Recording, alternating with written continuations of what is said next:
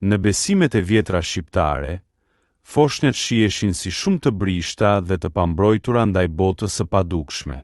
Një nga bestytnit më të përhapura thoshte se, nëse lije një foshnjë vetëm në dhomë duke fjetur, mund të vinte e keqja. Besoj se gjindët, krijesa të padukshme që jetojnë pranë nesh, mund të hynin në dhomë. Ta tremnin fëmijën madje, disa thoshin edhe se mund t'ja merrnin shpirtin. Për këtë arsye, nënat dhe gjyshe shqiptare kishin zakone të veçanta mbrojtjeje. Shpesh linin pranë djepit një palë gërshër të hapura, një kryq të vogël ose një hudhër të fshehur nën jastëk, të gjitha si mbrojtje nga syri i keq dhe gjindët. Ky kujdes nuk vinte vetëm nga frika.